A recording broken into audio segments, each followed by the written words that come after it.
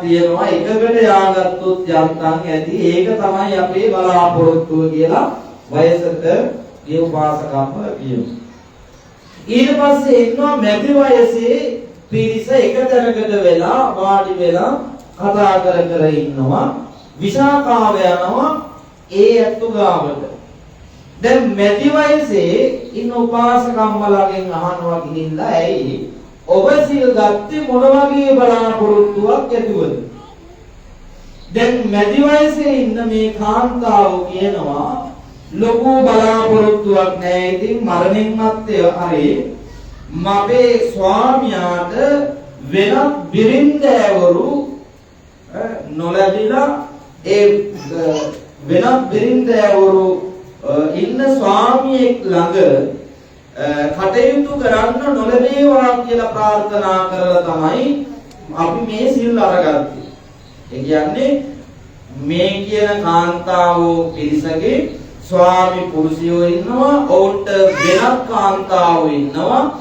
ඒ නිසා මේ භවයේ දැන් කරන්න දෙයක් නැහැ. මැරිලා ගිහිල්ලා ඊළඟ භවයේ හරි මට මිනිස්සෙක් ලැබෙනවා නම් ඒ ලැබෙන මිනිසයාට වෙනත් අඹුවක් නොලැබේවා කියලා ප්‍රාර්ථනා කරගෙන තමයි අපි මේ සිල් ගත්තේ. දැන් ඔන්න මැදිවියේ කාන්තාවන්ට තියෙන ප්‍රශ්නේ මොකද්ද? තමන්ගේ ස්වාමියන්ට වෙනත් බිරින්දෑවරු නොලැබේවා කියලා ප්‍රාර්ථනා කරගෙන තමයි ඒ ඇත්තු සිල් අරන් තියෙන්නේ. ඊළඟට ඉන්නවා තරුණ කාන්තාව. තරුණියෝ ටික ඉන්නවා. ඒ ඇත්තන්ගෙන් අහනවා ඇයි ඔබ ගිහිල්ලා සිල් ගත්තේ අද? සිල් අරගත්තේ මොන වගේ බලාපොරොත්තුවක් ඇතුවද? එතකොට දැන් තරුණ මේ උදවිය කියනවා තරුණියෝ ටික කියනවා ලොකු බලාපොරොත්තුවක් නැහැ. ඉතින් අපිට දරුවෙක් ලැබෙනවා නම් ලැබෙන්න ඉන්න දරුවා මුලින්ම පිරිමි දරුවෙක් වෙන්න ඕන. අන්න පිරිමි දරුවෙක් ප්‍රාර්ථනා කරගෙන තමයි අපි අද සිල් සමාදන් වුනේ. දැන් අර සින්දුවකුත් තියෙනවානේ අර සිරිමාකෝ අහලා තියෙනවා නේද? පිරිමි පුතෙක් ලැබෙන්න කියලා සිරිපාදේ වන්දවන්න ඉසුරියල් බදලා සින්දුවක් තියෙනවා. පිරිමි පුතෙක් ලැබෙන්න ඕන කියලා හිතාගෙන තමයි අපි අද සිල් සමාදන් වුනේ. ලැබෙන දරුවා එක පළවෙනි දරුවා පිරිමි දරුවෙක් වෙන්න ඕන. එහෙම බලාපොරොත්තුවක් ඒ ඇත්තන්ගේ තිබ්බා. ඊළඟට පුංචි ගෑනු ළමයි හිටියා. ඒ ඇත්තන්ගෙන් අහනවා ඇයි ඔබලා සිල් ගත්තේ? ඒ වෙලාවේ මේ පුංචි ගෑනු ළමයි කියනවා වැඩි වයසටපත් වෙන්නේ නැතුව පුංචි කාලෙම ඉඳන් විවාහයක් කරගන්න තියෙනවා නම් ඒක තමයි අපේ බලාපොරොත්තුව කියලා ওই පුංචි ගෑනු ළමයි ටික කියනවා. දැන් ඔන්න හතර පිරිසක් ඉන්නවා. හතර පිරිස විවිධ බලාපොරොත්තු ඇතුව තමයි සිල් සමාදන් වෙලා තියෙන්නේ. දැන් වයසට ගිය උපාසකම්මල කොහොයන්නද සිල් ගත්තේ? දිව්‍ය ලෝකේ යන්න හිතාගෙන. එතකොට මැදිවියේ කාන්තාව ටික මරණයෙන් මත්තේ ලැබෙන මිනිස්යාට කාන්තාව නම් එක්කෙනාට වඩා ලැබෙන්න එපා කියලා ප්‍රාර්ථනා කරගෙන තමයි මැදිවියේ කාන්තාව සිල් ගත්තේ. එතකොට තරුණ පිරිස තරුණිය ටික මරණයෙන් මත්තේ ලැබෙන දරුවා පිරිමි දරුවෙක් වෙන්න ඕන. පුංචි ගෑනු ළමයි ප්‍රාර්ථනා කරේ වයසට යන්නේ නැතුව පුංචි කාලේම විවාහයක් කරගන්න ලැබුණොත් ඇති කියන ප්‍රාර්ථනාව ඇතුව තමයි සිල් අරන් තියෙන්නේ. දැන් විසාකාව මොකද කරේ? මේ කාන්තාව 500ත් එක්කම බුදුහාමුදුරුවෝ ඉන්න තැනට ගිහිල්ලා බුදුහාමුදුරුවන්ට වන්දනා කරලා කියනවා බුදුහාමුදුරුවනේ මේ කාන්තාව 500ටම විවිධ බලාපොරොත්තු තියෙනවා.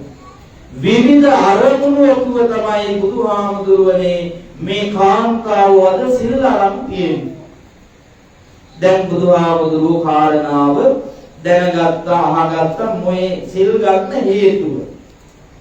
ඒ වෙලාවේ පින්වතුනි බුදුහාමුදුරුවෝ දේශනා කරනවා මේ විසාකා මහ උපාසිකාව ඇතුළු පිරිසට මේ සත්වයෝ මේ ජාති ජරා මරණ ආදී මේතරම්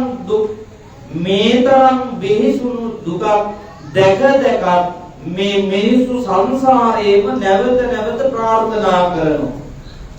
දැන් මේ සසර මේ තරම් බේසුණු බව දැන මේ මිනිස්සු මොකද කරන්නේ? සංසාරේම නැවත ප්‍රාර්ථනා කරනවා මේ සසරෙන් එතර වෙන්න කවුරුවත් උත්සාහවත් වෙන්නේ නැහැ. එතකොට සසරෙන් එතර වෙන්න බොහොම අඩු පිරිසක් තමයි මිනිස්සු උත්සාහවත් වෙන්නේ. දැන් ඔබ හිතන්න දැන් දිව්‍ය ලෝකයේ උත්පත්තිය ලැබනවා කියන්නේ පින්වතුනි සසර කෙටි කිරීමක්ද? නෑ. දැන් ඔයත් දන්නවා දිව්‍ය ලෝකයේ ඉපදුනත් පින්වතුනි දිව්‍ය ලෝකයේ හැමදාම ඉන්න පුළුවන්ද? බෑ. දිව්‍ය ලෝකයේ කියත් පින්වතුනි පින අවසාන වෙනකොට එක්ක සතර අපායට වැටෙන්න ඕන.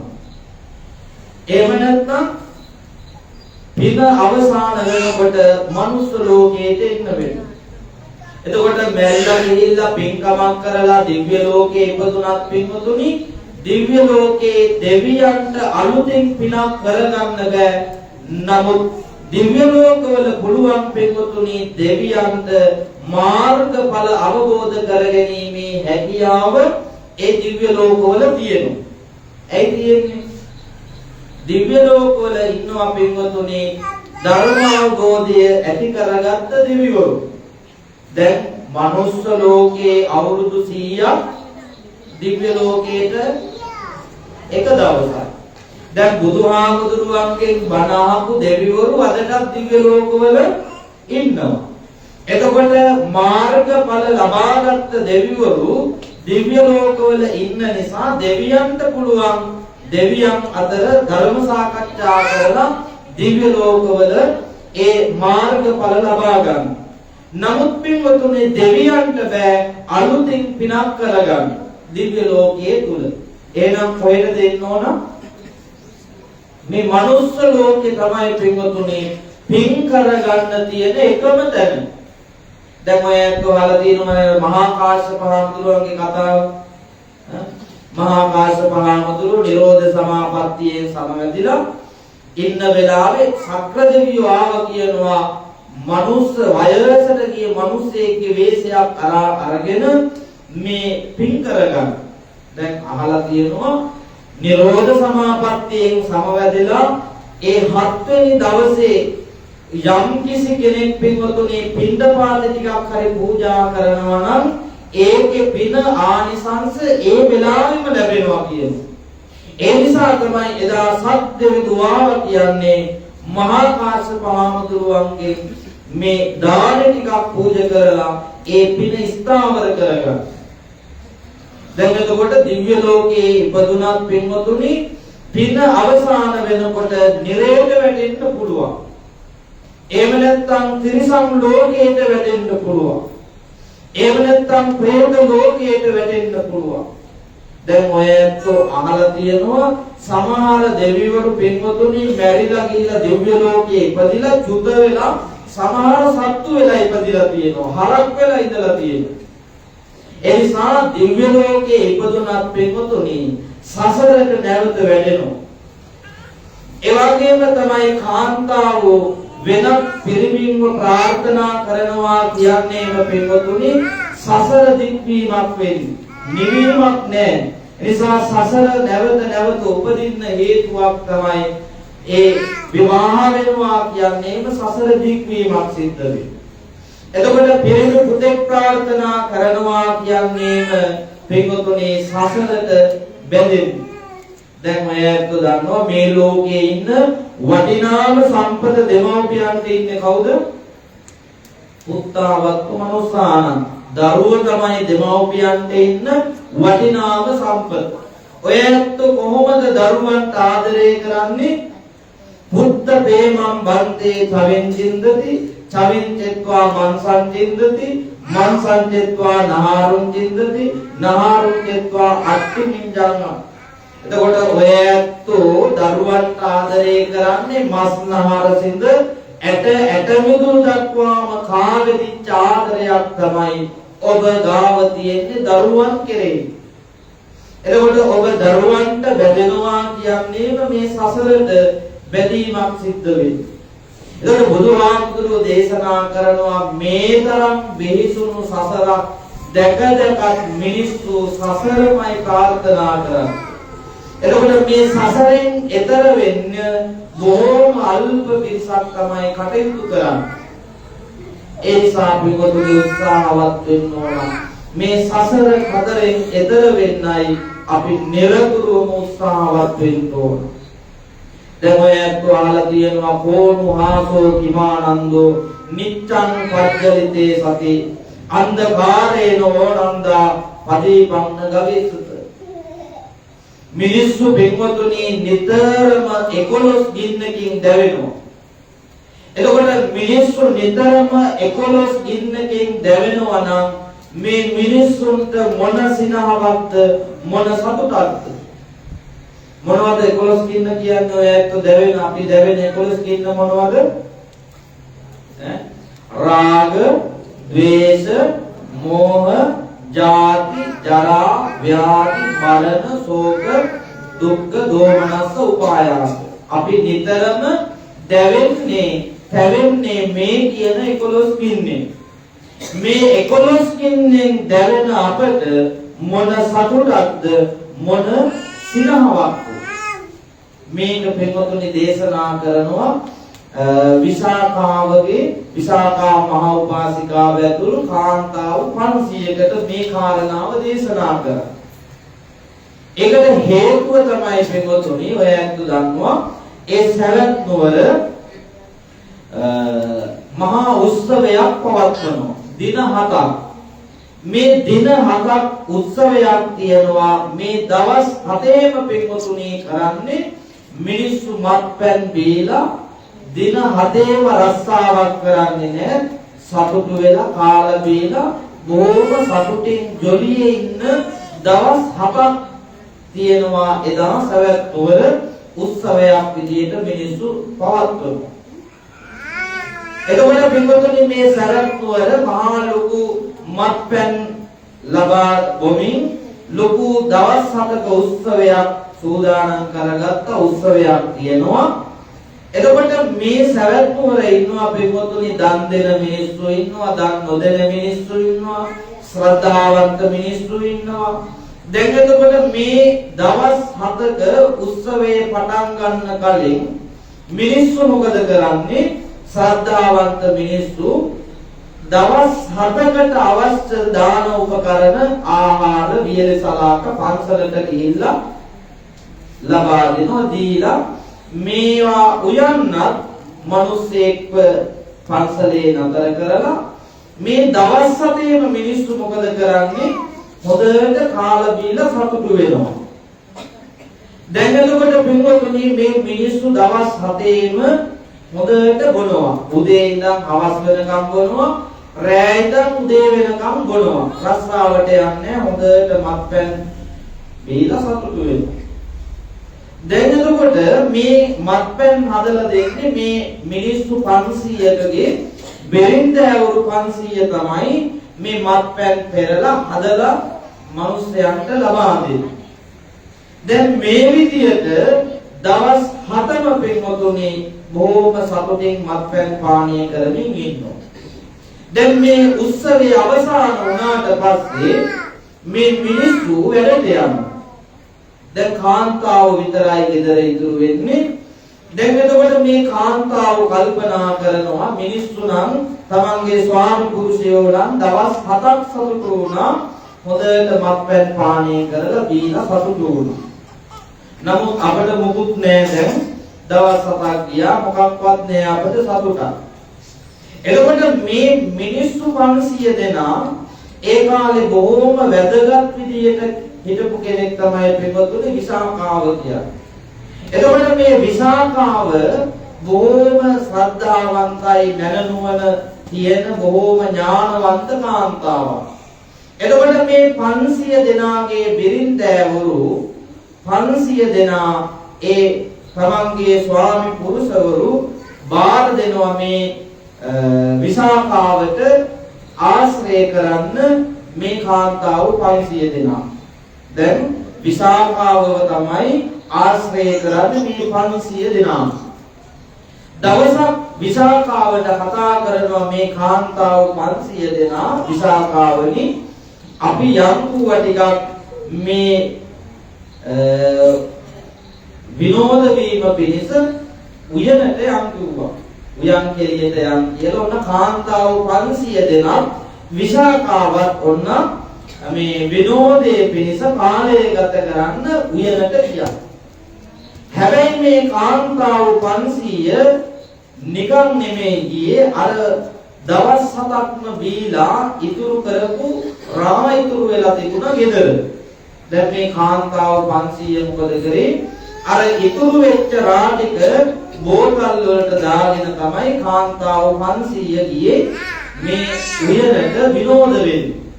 විසාකාව ඔය මොකක්වත් දන්නේ නැහැ. මේ කාන්තාව 500ම උයනට ගිහිල්ලා හොඳටම මත්පැන් පානය කරා. දැන් මත්පැන් පානය කරලා බීලා හොඳටම දැන් මේ කාන්තාවන්ට වෙරි වෙලා දැන් විසාකාවටත් හරි ලැජ්ජයි. ඇයි මේක දැනගත්තොත් මිනිස්සු තමන්ගේ නමට කැරලක් වෙන නිසා. දැන් අන්න තීර්ථකයෝත් බලන් ඉන්නේ මේ ශාසනීය ප්‍රධාන දායකාවගේ වැඩ මේ කටියක් අක්කගෙන ඇවිල්ලා බීලා මෙතන දැන් නටනවා කියලා අන්‍ය තීර්ථකයෝත් බලන් ඉන්නවා විසාකාවට නිඳා කරා. දැන් විසාකාවට හරි ප්‍රශ්නයක් ඒ විතරක් නෙමෙයි මේ කාන්තාවන්ගේ ස්වාමියන්ට දැන් උත්තරයක් දෙන්න විදියක් නැහැ. දැන් තමන් එක්කනේ ආවේ. ඒ වෙලාවේ මේ කාන්තාවන්ට කියනවා දැන් ඔබලා කරේ මහා නරක වැරද්දක්. දැන් ඔබලා කරේ කර යුතු නැති වැඩක් තමයි අශෝභන වැඩක් තමයි අද මාත් එක්ක ඇවිල්ලා ඔබ සිද්ධ කරේ. දැන් ඔබලා මොකක්ද ගෙදර ගිහිල්ලා ඔබේ ස්වාමියාට කියන්නේ මේ කාර්යය වුණා. ඒ වෙලාවේ මේ කාන්තාව 500 කියනවා අද අපි ගිහිල්ලා මුකුත් කරන්නේ නැහැ ගිය ගමන් නිදා ගන්නවා. ඔළුවේ ඉඳන් පෙරෝගෙන නිදා ගන්නවා අපි ලෙඩ වෙලා ඉන්නේ. එතකොට උදේ වෙනකොට වෙරි දැස්සට පස්සේ ඕක ආරංචි වෙන්නේ නැහැ කියලා හිතාගෙන ගිහිල්ලා උන 500ම ගිහිල්ලා ඔළුවේ ඉඳන් පොරෝගෙන බුදිය ගත්තා. මිනිස්සයා ගෙදර එනකොට කාන්තාව නිදි ඇහුවාම අසනීපයි. මේම 500ම අසනීපයි කියලා දැනගත්තාම මෙතන මොකක් හරි තියෙනවා කියලා අවබෝධ කරගෙන පොඩ්ඩක් ඉබලා බලනකොට බීපු බව දැනගත්තා. මොකද කරේ කාන්තාව ඔක්කොටම පහර දීලා මේ කාඩන පීඩන සිද්ධ කළා. දැන් මෙහෙම කාලය ගත වුණා. ඊට පස්සේ පෙන්වතුනි ආපහු ටික දවසක් ගියාට පස්සේ විසාකාවට කියනවා විසාකාවනි අපි අද යන්කුව පන්සල්. දැන් විසාකාව බයයි මොකද කලින් වතාවේ උයනට ගිහිල්ලා බිව්වා අද පන්සල් යන්න කතා කරනවා මොකක් කරයිද කියලා සැකයක් ඇති වුණා. විසාකාව කිව්වා බෑ ඔබලත් එක්ක යන්න. ඒ වෙලාවේ කියනවා නෑ අපි ආයි ඔය වගේ දේවල් කරන්නේ අද යන්කුව පිටක් කරගන්න. දැන් විසාකාවත් කල්පනා කරනවා ගොඩක් දවසකින් පන්සල් යන්න බැරි වුණා. බුදුහාමුදුරුවන්ට ගිලම්පස ටිකක් පූජා කරගන්න බැරි වුණා. දාන ටිකක් දෙන්න බැරි වුණා. එහෙනම් අපි පන්සල් යන්න කියලා අර කාන්තාව 500ක් මොකද කරේ හොඳට සුදුවට ඇඳගෙන මල් පහන් ටිකක් අරගෙන පන්සල් යන්න ලෑස්ති වුණා. හැබැයි මේ පන්සල් යනකොට මේ තෙල් මල් එක්ක අර තව ඉතුරු වෙච්ච අර රාවලින් ටිකක් බෝතල් වල දාගෙන ඔන්න කාන්තාව 500 පන්සල් ගියා. දැන් ඔන්න බොන්නත් අරගෙන ගියේ. දැන් විසාකා මහ උපාසිකාව ඒ මොකක්වත් දන්නේ නැහැ. පන්සලේ තැන් තැන් වල ගිහිල්ලා ওই 500 දෙනා අර බොන්න ගෙනාවුව හැංගුවා. දැන් විසාකාව ගිහිල්ලා බුදුහාමුදුරුවොත් එක්ක සාකච්ඡා කරනවා.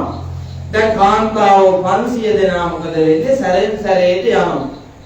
හංගල තියෙන තැනට යනවා. ගිහිල්ලා සුට්ටක් බීලා එනවා. ආයෙත් ටික දෙනෙක් යනවා. ආයෙ හංගල තියෙන තැනට ගිහිල්ලා සැරෙන් සැරේට ගිහිල්ලා මොකද කරන්නේ? ටිකෙන් ටික බීලා එනවා. දැන් 500 දෙනාම හොඳටම බිව්වායි උගුර ගාවට එනකම් බීලා ඇවිල්ලා වාඩි වුණා. දැන් වාඩි වුණ ගමන් බීපු ගමන් ඕකේ පදම තේරෙන්නේ නැහැ. ටික වෙලාවක් යනවා. දැන් ටික වෙලාවක් යනකොට මොකද වෙන්නේ? බුදුහාමුදුරුවෝ ධර්ම සභා මණ්ඩපයේට වැඩම කරලා ධර්ම දේශනාව ආරම්භ කරා. දැන් ඔය විදියට වාඩි වෙලා දැන් බණ අහන්න ඇවිල්ලා ඉන්නේ හොඳටම බීලා. ටික වෙලාවක් යනකොට මොකද වෙන්නේ? මේ බණ අහන්න ආපු උදවියගෙන් පිරිසක් hina වෙන්න පටන් ගන්නවා එකපාරට. තව පිරිසක් මොකද වෙන්නේ? ඌ තියනවා, කෑ ගහනවා, නටනවා. දැන් හොඳටම බීලා වැඩි වෙලා ඔන්න පදම් වෙලා දැන් තියෙන්නේ. දැන් ඔය අත්තු දන්නවා දැකලා තියෙනවා බොන මිනිස්සුන්ගේ විවිධ මට්ටම් තියෙනවා, විවිධ පදම් තියෙනවානේ. දැන් ඔය අත්තු අහලා තියෙනවා බොන මිනිස්සු ගාව තියෙනවා, දැකලා තියෙනවා බඹර පදම කියලා එකක් තියෙනවා. බිව්වාම වැනි ඉන්නවා අපි දැකලා තියෙනවා. ඒකට බඹර පදමට වැදුනාම ඒක වැනි ඉන්නවා. ඒක මිනිස්සු අපි දැකලා තියෙනවා. තව ටිකක් ඕක වැඩියෙන් ගත්තාම බලු පදම කියලා එකක් තියෙනවා. වැඩි ඉන්නවා අපි දැකලා තියෙනවා පාරේ යනකොට එහෙම. ටිකක් වැඩියෙන් ගත්තාම ඔය බලු පදම කියලා එකක් තියෙනවා. ඊට පස්සේ කබර පදම කියලා එකක් තියෙනවා. බේපු වෙලාවේ ඉඳන් සමහරු වමනේ දානවා අපි දැකලා තියෙනවා. වමනේ දදා ඉන්න මිනිස්සුත් ඉන්නවා. තව පදමක් තියෙනවා ගිරා පදම. බීපු වෙලාවේ ඉඳන් කියෝන එකමයි කරන්නේ. ඔයත් ගෙවල් වලත් ඉන්නවා ඇති. සමහර වෙලාවට බීලා වැඩි වුණාම රම්ලු මොකුත් නැහැ. හතර බෙදල් මොකුත් නැහැ. ඔහේ කියෝගෙන තනියෙන් කියෝ ඉන්නවා. තවත් සමහරු බීපු වෙලාවේ ඉඳන් වමනේ දදා ඉන්නවා. තවත් සමහරු වැඩි ඉන්නවා. තවත් සමහරු වැනි ඉන්නවා. ඔහොම තමයි මේ කාන්තාවෝ හොඳටම බීලා සමහරු කෑ ගන්නවා, සමහරු හොසියනවා, නටනවා. එක විදියයි දැන් මේ බුදුහාමුදුරුවෝ බණ කියන වෙලාව.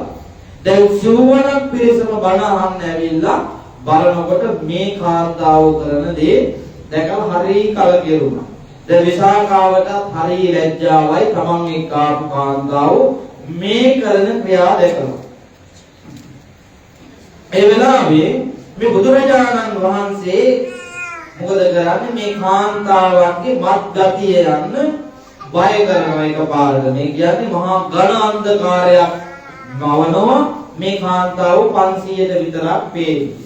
එතකොට මොකද වෙන්නේ? බය වීමත් සමගම අර වෙරි ගතිය, මත් ගතිය දුර වෙනවා. නැවත ආලෝකය මවලා ඔන්න ඔවුන්ට ධර්ම දේශනා කරනවා.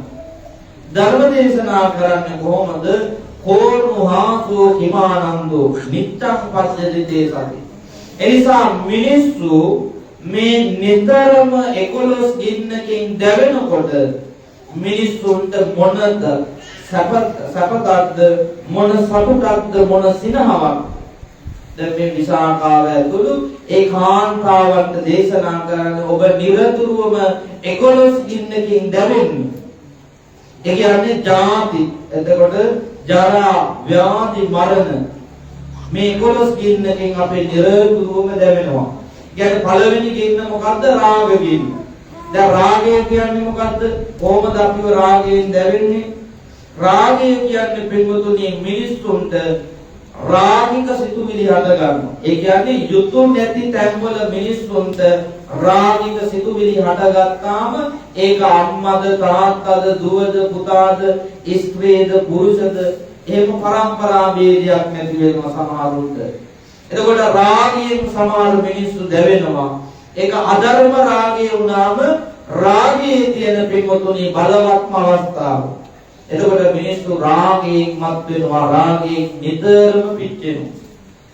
ඊට පස්සේ ද්වේෂය ගත්තාම, තරහව ගත්තාම පිටුතුනි මිනිස්සු තරහෙන් ද්වේෂයෙන් මොනතරම්නම් අකුසල කර්ම කරනවා. දැන් ඔය ඇත්ත දිනපතාම දකිනවා මිනිස්සු රූප වාහිනිය ගත්තොත් මොනතරම්නම් මිනිස්සුන් ඝාතනය කරනවද? වෙඩි තියනවා, කපනවා, කොටනවා. මොනතරම්නම් මිනිස්සු ද්වේෂයෙන් කටයුතු කරනවා.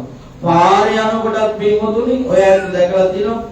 එක පුංචි අතපසු වීමක් නිසා මොනතරම් මිනිස්සුන්ට ද්වේෂයක් හටගෙන තරහෙන් මිනිස්සු මොනතරම් ගහක් මරා ගන්නවා. ඒක ද්වේෂයෙන් මිනිස්සු නිතරම දැවෙනවා. එතකොට මෝහයෙන් මිනිස්සු නිතරම දැවෙනවා. එතකොට ජාති කියන්නේ පින්වතුනි අපට මනුස්ස ලෝකයේ විතරක් නෙමෙයි. ඊළඟට අපට තිරිසන් ලෝකයට වැටෙන්න වෙයි. එහෙම නැත්නම් പ്രേත ලෝකයට, අසුරනිකායට මේ කියන ලෝකවලට වැටෙන්න පුළුවන්. එතකොට ජාති ඊළඟට ජරාවටපත් වෙනවා අපි. හැමදාම තරුණ විදියට ඉන්න බෑනේ. ටිකෙන් ටික වයසට යමු. අපි කැමති හැමදාම තරුණ වෙ ඉන්න, නමුත් වයසට යමු. ඊළඟ කාරණාව ගත්තාම ජාති, ජරා, ව්‍යාධි, මරණයටපත් වෙනවා. මේ 11 කින්නකින්ම නිරතුරුවම දැවෙනවා අපි. ඒ නිසා අපට සතුටු වෙන්න නෙමෙයි තියෙන්නේ. ඒ නිසා අවබෝධ කරගන්න ඕන පින්වතුනි, මේ බොහෝම අල්ප පිරිසක් තමයි මේ සසරෙන් එතර වෙන්න උත්සාහවත් වෙන. අන් හැමදෙනාම පින්වතුනි මේසා බිහිසුණු සසරක් දැක මේ මිනිස්සු සංසාරයේමයි ප්‍රාර්ථනා කරන්නේ. ඒ නිසා ඒ කාරණා අවබෝධ කරගන්න ඕන. ඒ නිසා නිරතුරුවම අපි පින්දහම් කරගන්න ඕන. එතකොට මේ පින කියන කාරණාව ගත්තාම ඔබ අද බණ අහනවා, මේ අහන බණ ඔබ හිතන්න එපා පුංචි කියලා. ඇයි ඒ පුංචි පොඩ්ඩයි කියලා හිතන්න එපා කියන්නේ? උදබින්දු නිපාතේන උදකුම්භෝ උපපෝරති. දැන් ඔයත් දන්නවා කලයක් පිරෙනවා, දිය බිඳුව වැටිලා තමයි කලයක් උනත් පිරෙන්නේ. එතකොට මේ කුසල කර්මයේ ඔබ කරපු පොඩි කියලා පුංචි කියලා නොසලකා හරින්න එපා කියනවායි. පොඩ ටිකෙන් ටික එකතු වෙලා තමයි පින්වතුනි මේ කුසල කර්මයේ පවා ඒක ලොකු පින්කමක් බවට පත් වෙන්නේ. දැන් පුංචි කියලා නොසලකා හරින්නේ නැතුව මේ Tamanට පුළුවන් හැම වෙලාවකම ඒ පුංචි දේවල් කිරීම තුළ කාලයක් යනකොට පින ඔබගේ වර්ධනය වෙනවා. ඒ වගේම තමයි අකුසල කර්මයේ අනේ පුංචිනේ කියලා ඕක ගණන් නොගෙන හිටියොත් අකුසල කර්මයක් මොකද වෙන්නේ? අර වගේම තමයි ටිකෙන් ටික එකතු වෙලා ලොකු අකුසල කර්මයක් බවට උගපත් වෙනවා. ඒ නිසා නිතරම උත්සාහවත් වෙන්න ඕන කුසල දහම් සිද්ධ කරගන්න. ඒ නිසා කරන වෙලාවටම පින්වතුනි අපට මේ දැන් අද බණ ඇහුවා, බණ අහපු ගමන් පින්වතුනි ඔබට විපාක නොදෙන්න පුළුවන්. දැන් ඔයත් අහලා තියෙනවා කර්මීය හරියටම දෝපු ගමන් කිරි වගේ. මොනවද දෝපු ගමන් තියෙන කිරිවල විශේෂත්වය? දෝපු ගමන් පින්වතුනි කිරි මිදෙන්නේ නැහැ. ඒ වගේ තමයි කර්මයක් වුණත් කරපු ගමන් විපාක දෙන්නේ නැහැ. දැන් බණ ආපු ගමන් ඔබට විපාක දෙන්නේ නැහැ මේකේ පින. නමුත් කාලයක් ගියාම පින්වතුනි ගිනි අඟුරු අර අලු යට තියනවා වගේ ඒවා ඉස්මතු වෙනවා. කරන කලක පෞනීරිය මිසේ අර අකුසල කර්ම වුණත් කරන වෙලාවට සැපයි කියලා හිතුවට විපාක දෙන්න පටන් ගත්තා මේක මහා වේදනාවක් වෙනවා. ඒ නිසා ඒ කාරණා අවබෝධ කරගන්න කාල වේලාව දැන් ඉක්මවා ගොස් තියෙන නිසා දීර්ඝව කාරණා සිහිපත් කරන්න බලාපොරොත්තු වෙන්නේ නැහැ.